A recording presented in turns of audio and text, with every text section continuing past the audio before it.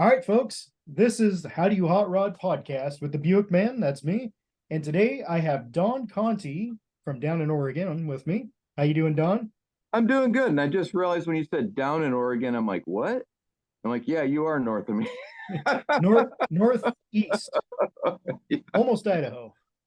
Yeah, I get you. Well, thanks for having me. I really appreciate it. I'm quite honored, seriously. So, So tell me a little bit about what you've done. I grew up in my father's custom car shop. We built a lot of custom cars. I had a lot of mini trucks that were in magazines, and this kind of a big deal for living in Detroit and having a car in a magazine. And I actually worked I moved on and I said to my dad, I'm going to do my own thing. And I ended up getting a job at Ram Chargers, which is a pretty legendary speed shop, and worked there for a while, but then ended back up at dad's. Like I say, we built a lot of custom cars, a lot of mini trucks, a lot of hot rods. I had some things happen in my life, and me and my wife got divorced. And so I decided to move to California. And at that time, I was already into race boats and all kinds of fun stuff like that. So I decided I got to California and I had a big chunk of money because I had sold everything and went there pretty much the clean slate. And I was at my friend's shop, who later became my brother-in-law.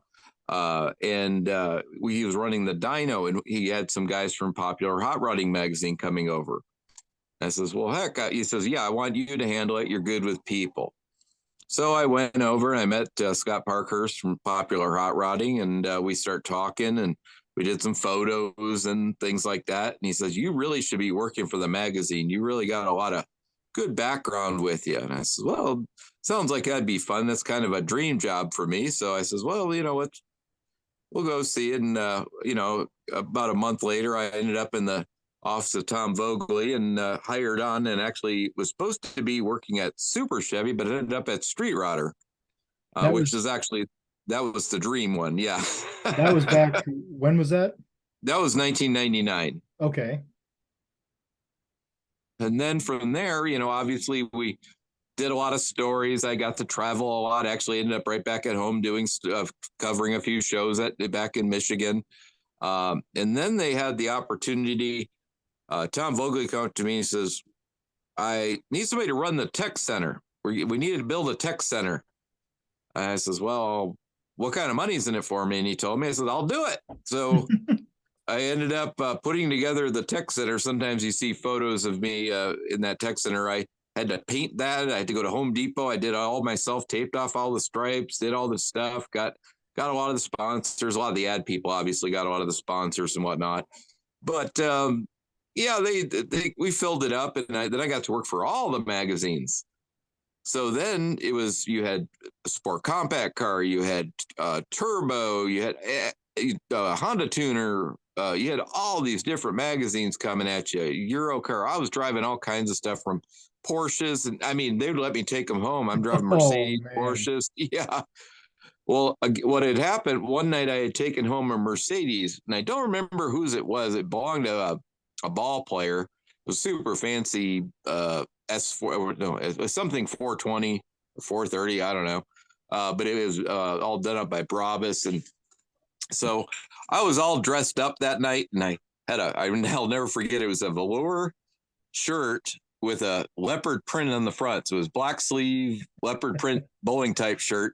And I pull up in this Mercedes, and I'm at my brother-in-law now at this time shop on the dyno, and they're all running all these Hondas. And I'm like, well, what do you guys got? What you got going on? You guys have a whole bunch of these cars here tonight.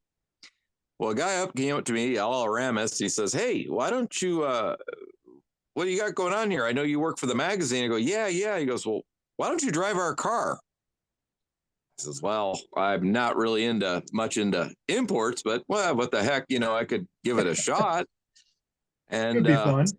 yeah, well, hey, go fast for not cost me anything. And at that time, actually, I had a 50 Ford that was a blown flathead car that was for El Mirage in Bonneville. Okay. But my wife at the time, she did not want me racing at all. She said, no racing. Well, when this that's why I had my friend driving the 50 Ford. Well, then we ended up, how did this go? He said, okay, well, let's give it a shot. So I told my wife, well, we're going to give it a try.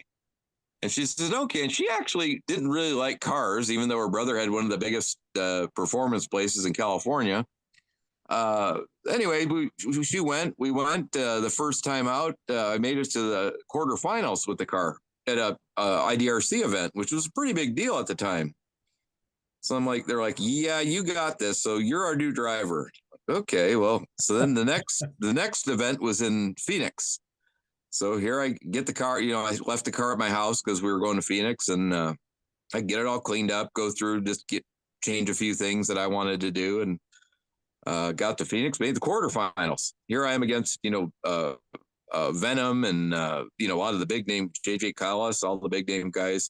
And yeah, it turned out where I started traveling the country, and this is still working a full-time job and traveling the country, doing a professional. I was doing IDRC, we were doing NHRA, we were doing NOPI. I mean, I literally on a Friday night, I was leaving from the magazine, getting on a plane and going somewhere, Florida, Texas, New Jersey. I went a lot of different places. It was a lot of fun. Damn. Great things to remember, Busy as heck, but still one of those dream, like, yeah, car guy dreams right there. Oh, absolutely. It was, I've been attributed to people. A lot of people will always say, you're like the Forrest Gump of automotive, just always being at the right place at the right time or whatever. I just kind of fell into it and didn't even really know what I was getting into half the time. Wow.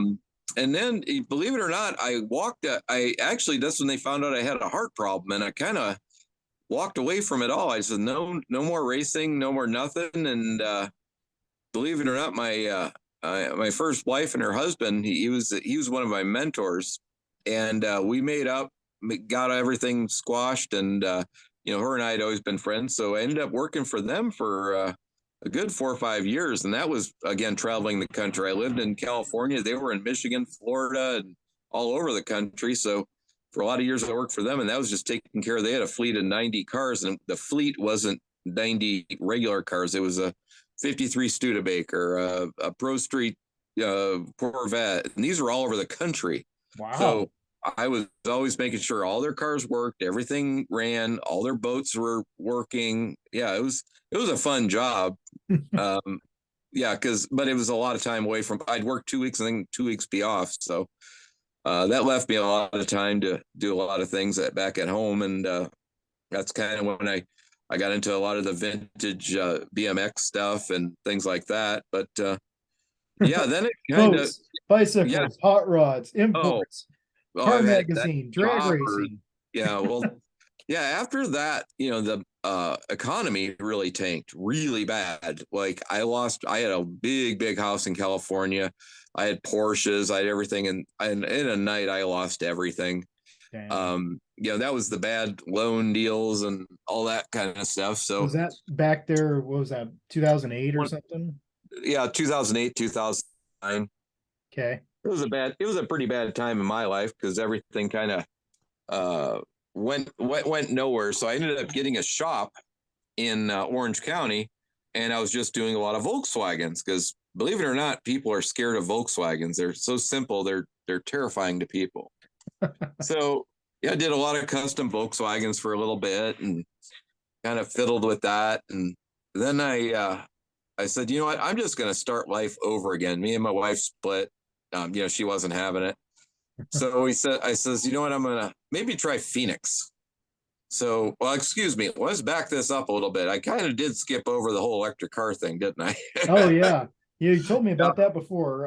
Yeah, I'm not sure I got that on video. Yeah, that was after my ex working in Michigan and Florida, where I was living in China that was a good year and a half of my life, truthfully. We developed the first vehicle to go 100 miles on a charge. And we actually patented the dual motor system, which was sold to Tesla. Oh, interesting. Yeah, we had a lot of neat stuff with that. When you realize that when you go around the world and you see what's going on around there, you're not saving anybody if anything's made in China. I'll tell you that. You're not saving the world doing anything in China. It is the most polluted, disgusting, thing I'd ever seen in my life. I thought Damn. LA was bad for smog and all that. And I'm not some crazy guy. I'd never seen anything like it in my life. I mean, the kids pooped in the streets and it's disgusting. Damn. Um, but yeah, skipping back over that. All right. But I did go to college for the first time in my life. When things got bad, I was like, well, geez, what am I going to do? So I went to college. I went to college in Barstow to learn how to do run a solar plant, the Ivanpah plant. Hmm. So I was all set up. I went and did all my college courses, did everything I had to do as a crammed, I think it was, what was it, 20-week course, and it was 13 hours a day. It was 5 days a week, and it was just learn, learn, learn, learn, learn. You had to do everything to know how to operate this plant because they were going to be opening that plant. Ooh. And I got all the everything, and Ivanpah went bankrupt. So that's when I decided, okay, we're just going to go to Phoenix. And I went to Phoenix and I worked at a couple hot rod shops there. Things were okay. And then I just wasn't feeling right at all. I mean, just coughing all the time. And I'm like, gosh, what is wrong with me? And went to the hospital once. They said, no, you're okay. You're okay. Blah, blah. I went 2 or 3 times. And finally, the fourth time, this lady goes, hold on a second here. Your lungs are filled with blood clots. You're not going anywhere. I'm like, what? I've never spent Ooh. the night in the hospital. She's just playing on it for a while. Uh, they started looking at my heart problem, which I'd kind of forgotten I had. And they says, well, your ejection fraction is at about 8%. You're ready to die, for real die. And yeah, so I ended up for about 2, 3 months in the hospital. Got Yeah. out and yeah, lost everything again for the 15th time in my life. uh, and me and my wife now, she says, well, I guess we could go live with my dad in Oregon and get back on our feet. And so we did, and now I just kind of work a regular old job, but I still build all my hot rods and I dirt track race now, and I live a nice normal life. All right. But it has gotten really busy because now I've got, as we speak, I'm getting ready for the Portland Roadster Show. I've got the Tea Bucket apart. I've got the El Camino that's still almost done. I just finished with the 4-speed in. The 71 GTO that I just robbed the carburetor off this morning for the Tea Bucket for the show. Oh, The man. 2 race cars in the backyard that, well, just mind you, it's March. Race season starts in April, and I've got 2 cars that need engines done that haven't even got the engines out of them. Oh my. Yeah, we've got a lot going on here always. Now those dirt track cars, what are Yeah. those? So basically, I run what's called Hornets. Now, I used to have a street stock, which was basically your G body. It's your typical bomber type car you'd see at the track, but I wanted it to be unique, so I took a Cadillac CTS body and put it on my G body. So I had a Cadillac street stock. It was pretty famous, actually. Cool. And I had that for a while, but then I decided with all the time that I work a lot of hours. I like spending time with the wife. I like having the hot rod. I like having that. So I went down to class, what's called Hornets. Now, Hornets are basically, you've got your little import car, 4-cylinder. You can kind of do, quite a few things to make them go fast, turn left. And they're cheap.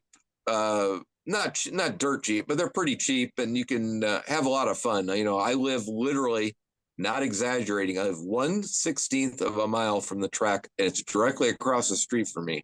I live on the street the track's on, so I actually drive the car to the track. I just pull it out of the backyard. We turn right. My wife follows me.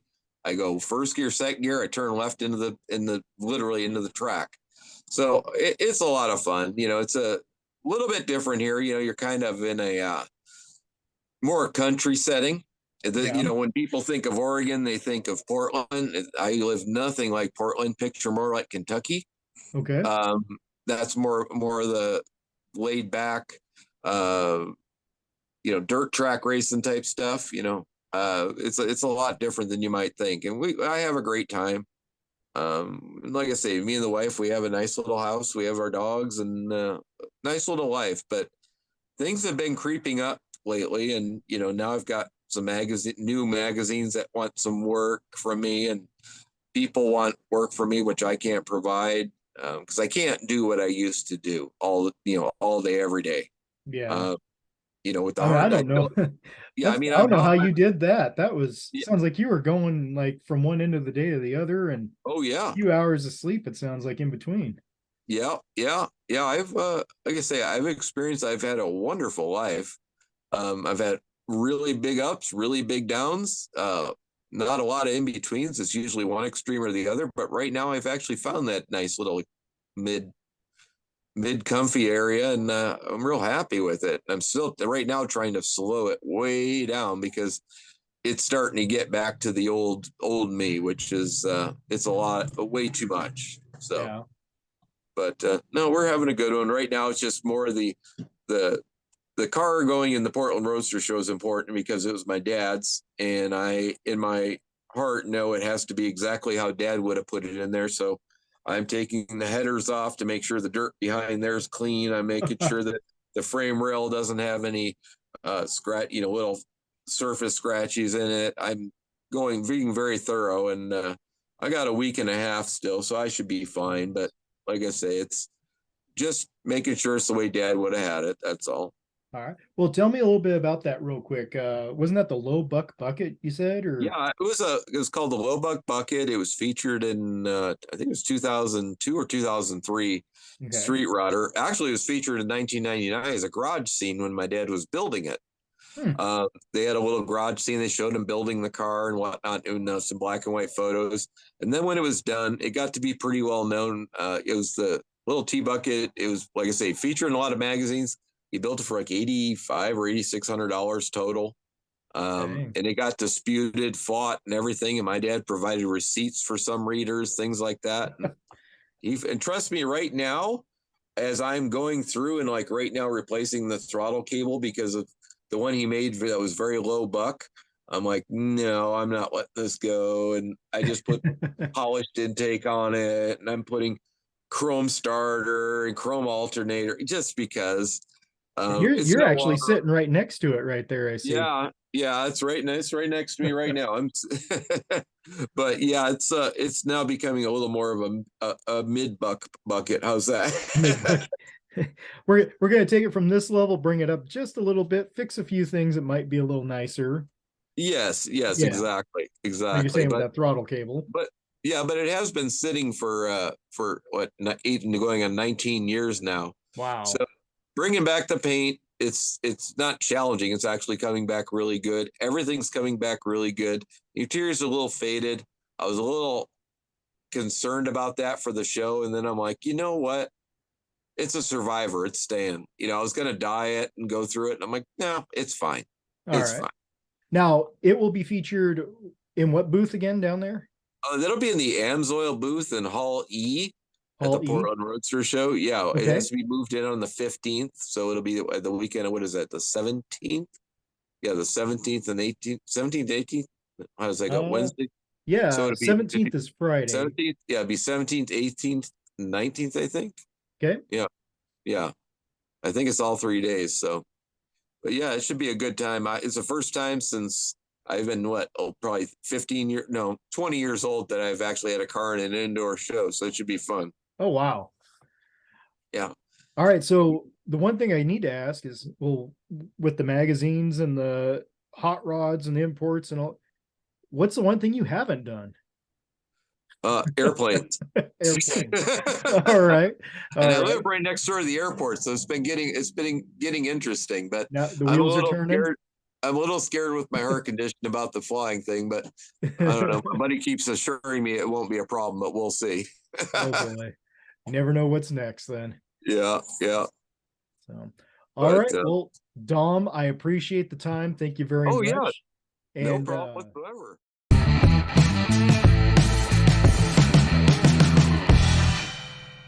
all right. Well, thank you everybody for tuning in for this episode of the Howdy Hot Rod podcast with the Buick Man. I'll have another one out pretty soon. But in the meantime, go click that subscribe button turn on the notifications, and watch the other videos on this channel. Have a good one.